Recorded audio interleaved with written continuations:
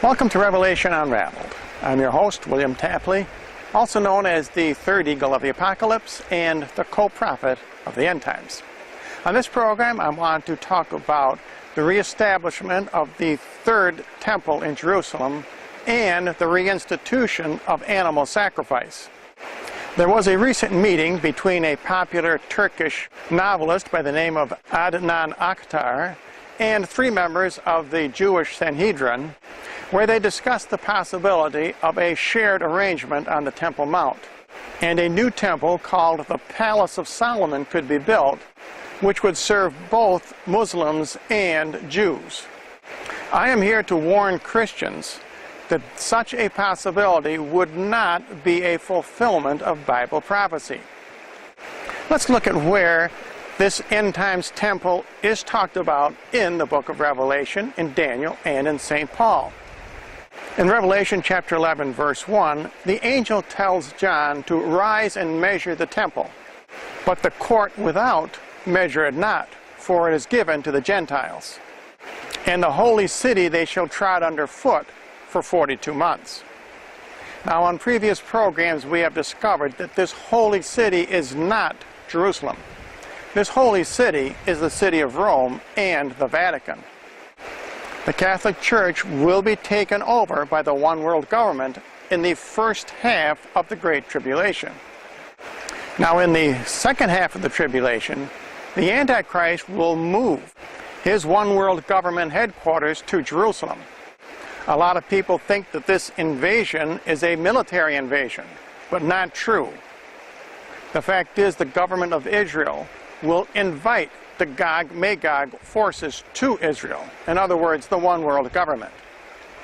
At this same time, the false prophet will move the Vatican also from Rome to Jerusalem.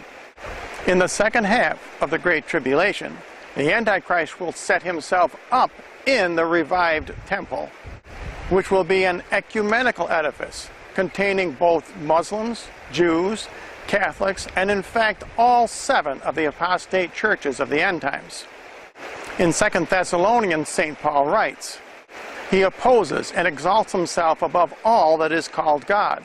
St. Paul is talking about the Antichrist. "So that he sits in the temple of God, showing himself as if he were God." Now, this is the temple that St. Paul is talking about. This is not a Jewish temple. This is an ecumenical temple which houses all the world's religions, including the Vatican. Now, there are 3 places in Daniel where he writes about the Antichrist setting up the abomination of desolation and eliminating the sacrifice. In 9:27, Daniel writes, "In the midst of the week he shall cause the sacrifice and the oblation to cease, and he shall set up in the temple of God the abomination of desolation." Now, the continual sacrifice that he takes away will not be ritual animal sacrifice, because our Lord never required animal sacrifice. The sacrifice which our Lord established was the symbolic sacrifice of the Lord's Supper. This is the sacrifice which the Antichrist will ban from the revived temple in Jerusalem, and in fact from all Christian churches throughout the world.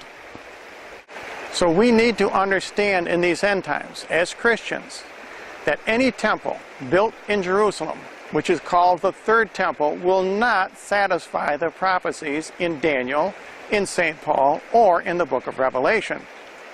The temple which the Bible is speaking about must be an ecumenical temple that includes all the world's religions, all the 7 women, as spoken by Isaiah. The 7 women who take hold of one man are the 7 end times evil apostate religions, all of whom will support the Antichrist. The one man who the 7 women take a hold of is the Antichrist. So when you hear talk of a third temple in Jerusalem, or the revival of ritual animal sacrifice, you know that this cannot be the prophecy as found in the Bible. But when you see the false prophet, in other words the anti-pope, moving the Vatican to Jerusalem and taking over a temple on the Temple Mount, then you will know that Bible prophecy is being fulfilled. At the time that the Antichrist and the false prophet take over this temple in Jerusalem, we need to understand that the remnant Jews who have been converted by Enoch and Elijah will have fled into the mountains. The remnant Protestants will already have been raptured, and the remnant Catholics will have fled into the desert. These three groups, along with the holy martyrs, are the four groups who will return and reign with Jesus during the millennium. And if you would like more information, simply write to the address you see on your screen.